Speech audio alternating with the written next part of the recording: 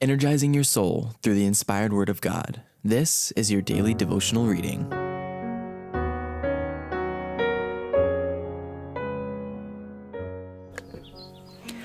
Our Daily Bread, the Destruction of Jerusalem, January 14th.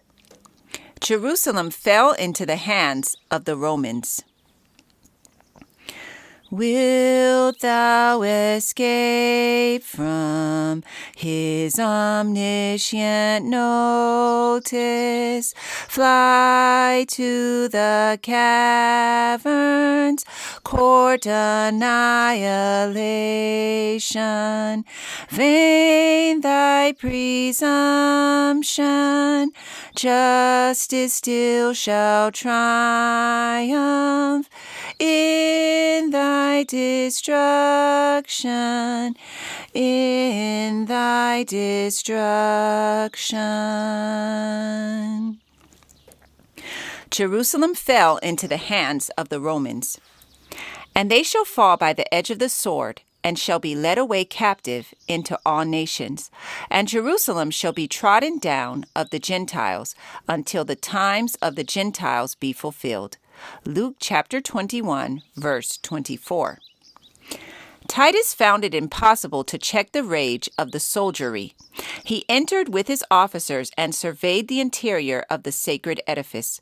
The splendor filled them with wonder, and as flames had not yet penetrated to the holy place, he made a last effort to save it, and springing forth again, exhorted the soldiers to stay the progress of the conflagration.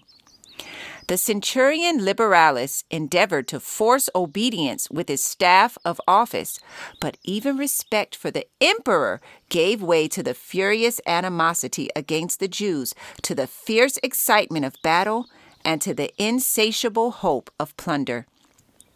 The soldiers saw everything around them radiant with gold, which shone dazzlingly in the wild light of the flames. They supposed that incalculable treasure were laid up in the sanctuary. A soldier, unperceived, thrust a lighted torch between the hinges of the door. The whole building was in flames in an instant. The blinding smoke and fire forced the officers to retreat, and the noble edifice was left to its fate. It was an appalling spectacle to the Roman. What was it to the Jew? The whole summit of the hill which commanded the city blazed like a volcano. One after another, the buildings fell in with a tremendous crash and were swallowed up in the fiery abyss. The roofs of cedar were like sheets of flame. The gilded pinnacles shone like spikes of red light. The gate towers sent up tall columns of flame and smoke. The neighboring hills were lighted up, and dark groups of people were seen watching in horrible anxiety the progress of the destruction.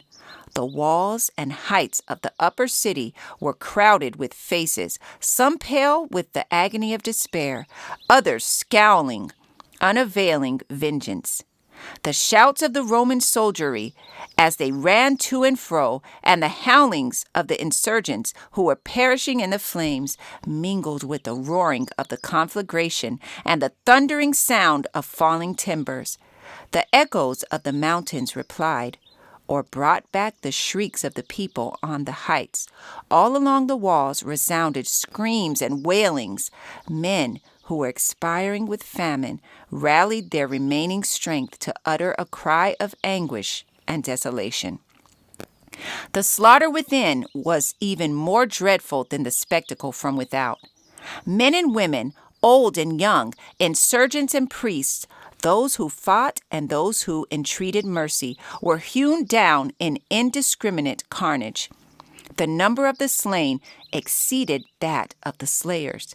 The legionaries had to clamber over heaps of dead to carry on the work of extermination.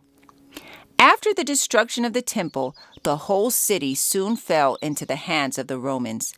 The leaders of the Jews forsook their impregnable towers, and Titus found them solitary. He gazed upon them with amazement and declared that God had given them into his hands. for no engines, however powerful, could have prevailed against those stupendous battlements. Both the city and the temple were razed to their foundations, and the ground upon which the holy house had stood was plowed like a field. Jeremiah 26, verse 18. In the siege and the slaughter that followed, more than 1 million of the people perished. The survivors were carried away as captives, sold as slaves, dragged to Rome to grace the conqueror's triumph, thrown to wild beasts in the amphitheaters, or scattered as homeless wanderers throughout the earth. This passage was taken from The Great Controversy, pages 33 through 35. Our Daily Bread, January 14th.